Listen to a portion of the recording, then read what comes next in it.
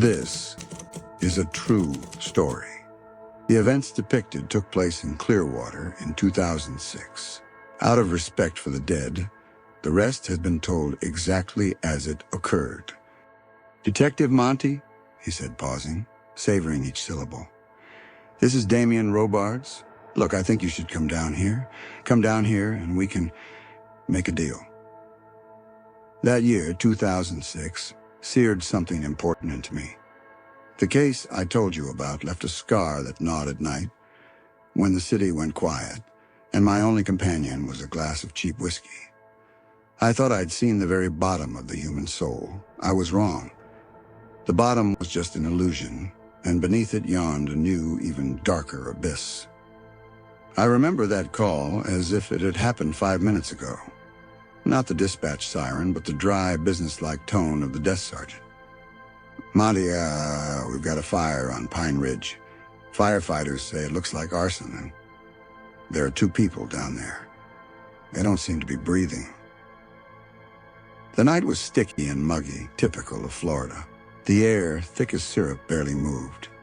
By the time I pulled up, the street had already transformed into a devilish aria of flashing lights, red, blue, white, dancing on the facades of neighboring houses, on the faces of onlookers, on the foam-slicked asphalt. In the center of all this chaos stood the ashes that, just a couple of hours earlier, had been the home of Frank and Linda DeLuca. The smell was terrible. A mixture of soot, melted plastic, and something else. Something sickly coppery, familiar to the point of nausea. I pulled on gloves and stepped beyond the tape. The house was destroyed. The fire had consumed everything, leaving only a blackened skeleton. But it hadn't hidden the main thing. The forensic expert, a guy named Jensen, nodded to me from the living room. His face was pale as a sheet in the light of the flashlight. "The fire didn't kill them, Tony," he said quietly. "The fire came later, like a janitor." Frank lay by the overturned coffee table. Linda by the kitchen entrance. Their bodies were ravaged. This didn't look like a robbery gone wrong. This was a massacre. Rage unleashed with every stab. I counted over a dozen wounds on Frank. At least as many on Linda. Someone really, really wanted them dead. A search of the house provided the first clues. A large safe from Frank's office was missing. Neighbors said DeLuca didn't trust banks and kept large sums of cash there. Motive, robbery. But brutality? It didn't fit.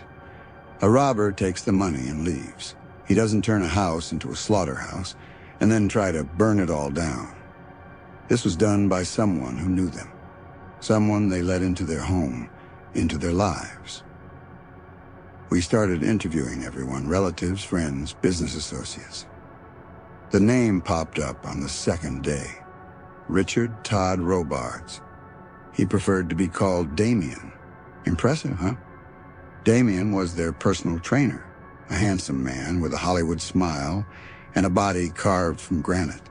He helped Frank lose weight and Linda stay in shape.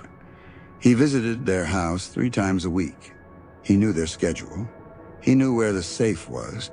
He was the one they let in. We started digging under Damien. The perfect facade cracked almost immediately. Debts, petty frauds, girlfriends who complained about his outbursts and thirst for other people's money. He was a predator who had found his perfect victims, a trusting, wealthy, middle-aged couple. We arrested him a week later. He denied it. He sat across from me in the interrogation room, flexing his muscles and looking at me with lazy disdain. He had an alibi. He was with another girlfriend on the night of the murder. The girlfriend confirmed it. But fear swam in her eyes. She was lying, and we both knew it. But proving it was nearly impossible. We had circumstantial evidence, motive, opportunity, but no smoking gun. The case was bogged down. I couldn't sleep at night. Images of Frank and Linda loomed before my eyes. Family photos scattered across the floor, trampled into the blood-soaked carpet. Their killer was free, grinning at me from behind the plate glass, confident in his impunity. I could feel him slipping away. And then on August 15th, the call that changed everything. I was sitting in my office, shuffling papers and sipping cold coffee, when my voicemail light flashed. I pressed play, not expecting anything important. A robotic voice said, "You have one new message. Message received from the county correctional facility." My heart sank. I turned up the volume. A voice filled with smug, almost obscene confidence came through. A voice I'd grown to hate over the past few weeks. "Detective Monty." A pause as if savoring every syllable. "This is Damien Robards. Richard Robards. I'm here at the county office. I'm on an old case, something minor. I think we should talk. Come over." And then came a phrase that sent a chill down my spine. "Let's make a deal." I listened to the message again and again. My ears were ringing. That bastard. That narcissistic, stupid bastard. His lawyers tried to make it sound like his words were taken out of context, like he just wanted to talk. But the jury heard in his voice what I heard. The arrogance of a killer confident he can cheat the system. They found him guilty. Twice. First-degree murder. The courtroom was silent at the sentencing hearing. The jury deliberated for several days. The verdict was split. 7 votes for the death penalty, 5 against. 7 people believed his life should end like his victims. 5 hesitated. But under Florida law at the time, that was enough. The judge, with precise words, sentenced Richard Damien Robards to death. I looked at him at that moment. His expression didn't change. He just smiled crookedly, as if this was still part of some game he was sure to find a way into. I left the courtroom feeling not joy, but devastation. Justice had been served. The monster was locked in a cage, biding his time. I closed the case, filed the file, and tried to forget. I thought the story of Frank and Linda DeLuca was over for me. Years passed. The wounds healed, turning into scars. I kept working, witnessing new horrors, capturing new monsters. Robards' name faded from my RAM, becoming just one of many grim stories in my files. And then in 2017, a memo landed on my desk. The Florida Supreme Court, citing new legal precedent, had retried the case. They didn't overturn the conviction. His guilt was undeniable. But they did overturn the death sentence. The jury's decision, which hadn't been unanimous, was now considered unconstitutional. The case was being remanded for a new trial, only to determine sentencing. The deal he'd tried to make with me in that prison phone booth had actually happened. Not with me, with the justice system itself. The devil had gotten his reprieve. I sat in the silence of my office, staring at that paper, and I realized that some stories never end. They just wait for their moment to come back and remind you that justice isn't a period at the end of a sentence.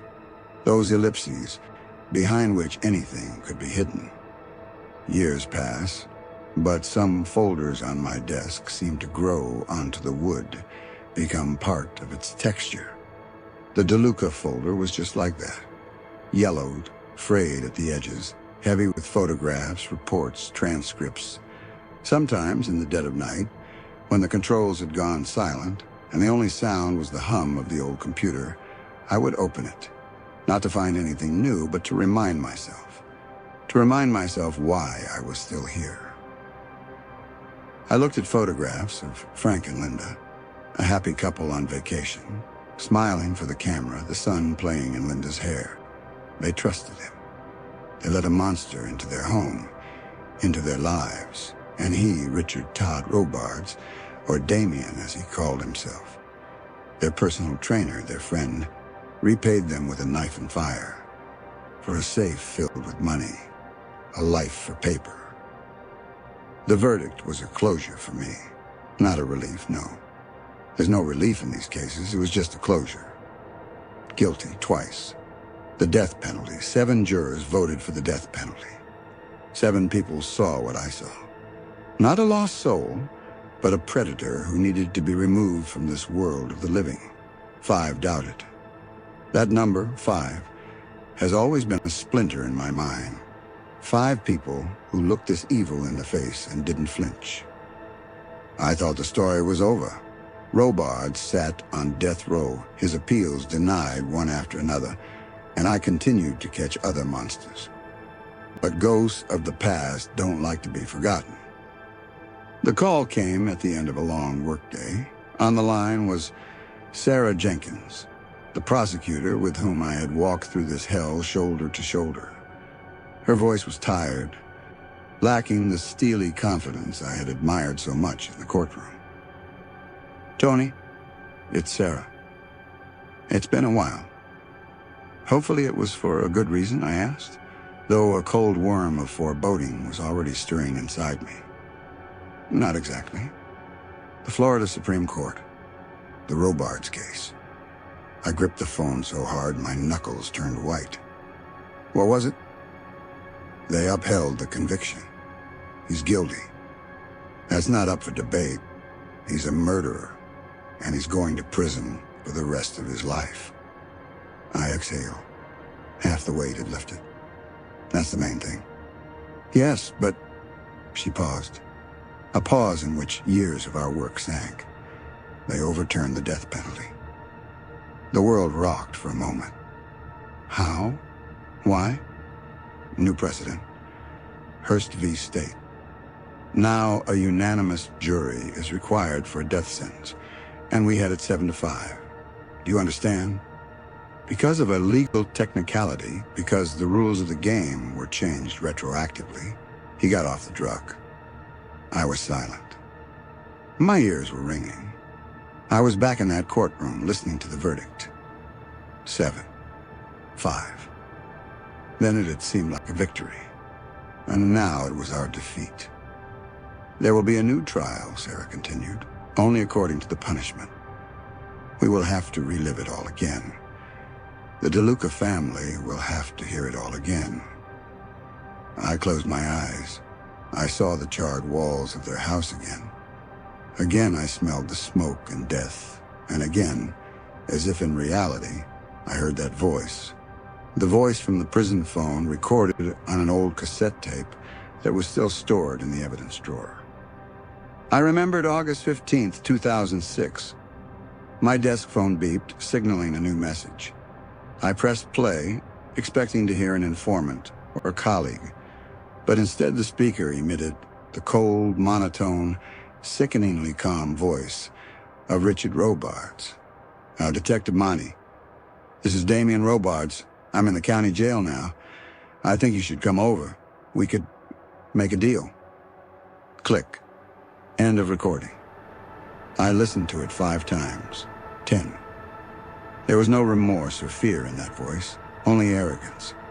The confidence of a caged predator who still considers himself master of the situation. He had killed 2 people, burned down their house, and now he was offering me a deal, as if we were talking about buying a used car and not 2 taken lives. This message became one of our main trump cards. For me, it was the quintessence of his personality. He was not admitting guilt outright, no. He was too smart for that. But he was offering a bargaining chip. And only those who have something to offer in return bargain. What could an innocent man offer? Nothing, and a guilty man?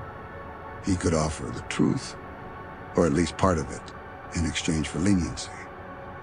In court, his lawyers screamed that this proved nothing, that this was the desperation of the wrongfully convicted. But I saw the way the jury looked at him when his voice came over the loudspeakers into the dead silence of the courtroom. A cold, calculating tone said, more than 100 pieces of direct evidence. He was saying, "I did it. Now let's see what you'll offer me for it." And now, 11 years later, this monster had another chance. Not a chance at freedom, thank God, but at life. The new sentencing hearing was like surreal theater. We had all aged. Me, Sarah, the DeLuca relatives, sitting in the front row with the same stony faces full of unspoken pain. And him, Richard Robards. He was led into the courtroom in an orange robe. He had lost weight, his hair was touched with gray, but his eyes were the same. Empty, cold pools reflecting nothing but his own ego. As he was led past me, his gaze stopped on me for a second. A small, barely noticeable smirk tugged at the corners of his lips. He remembered. He remembered the detective he'd offered a deal to. And that smirk said, "I'm still here. I won." I wanted to jump up, grab him by the robe, and scream the names of his victims into that impassive face. Frank, Linda. But I remained seated, gripping the wooden bench. My battlefield was different. It was still there, in 2006. Sarah was brilliant again. She methodically, step by step, reconstructed the crime scene. Again showed the photographs. Again forced the jury to look at what this man had done to two people who trusted him. Multiple stab wounds, an attempt to cover his tracks with arson, theft. All of it had been a cold-blooded, planned act of pure evil. But the rules had changed. The defense pressed on his difficult childhood, his supposed mental health issues. They painted a portrait not of a monster, but of a broken man. I looked at Robards and saw nothing broken about him. I saw a perfectly tuned machine designed for destruction. This time, the jury's sentence was different. Life imprisonment without parole. There was no unanimous decision on the death penalty. As the judge read the verdict, the courtroom was silent. DeLuca's relatives were crying. Quietly, silently. These were not tears of joy or relief. These were tears of endless fatigue. Robards' face did not change. Not a trace of emotion. As he was led away, he looked at me again. The smirk was gone. In his eyes, there was nothing. Absolute ringing emptiness. And I realized what my mistake had been. I wanted the system to destroy him, to wipe him off the face of the earth.